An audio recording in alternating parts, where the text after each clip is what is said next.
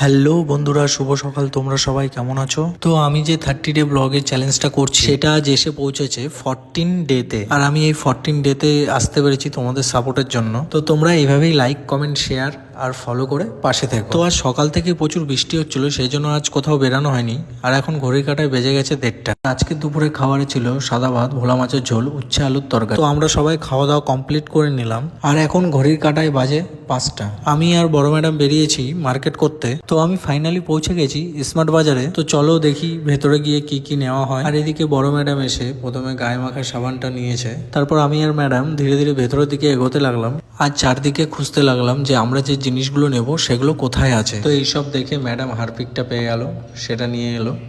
আর সাথে আরও অনেক জিনিস নিয়েছি যেগুলো তোমাদের দেখাবো বাড়ি গিয়ে। তো ফাইনালি আমি বিলটা পে করে পার্কিং থেকে স্কুটিটা বের করতে গেলাম। স্কুটিটা নিয়ে এসে আর পার্কিং বিল দিয়ে আমি আর বড় ম্যাডাম বেরিয়ে পড়লাম বাড়ির দিকে। তো যে বিলটা তোমরা দেখলে সেটা হলো পার্কিং বিল।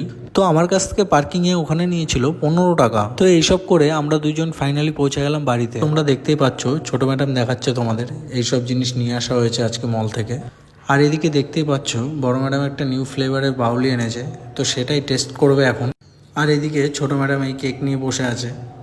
ছোট ম্যাডাম এই কেকটা খাবে এখন।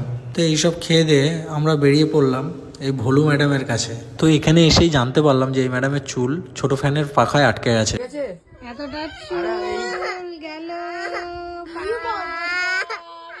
তো শেষমেশ চুলটা কাটতে হয়েছে। তোমরা দেখতে পেলে কতটা চুল কেটে দেওয়া হয়েছে।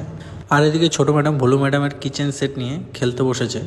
তো ছোট ম্যাডামের খেলা শেষ করে আমরা বেরিয়ে পড়লাম ফুচকা খেতে। তো আমরা ফুচকাটা খেয়ে নিই। আর আজকের মতো এইটুকুই। সবাই ভালো থেকো। শুভরাত্রি। টাটা।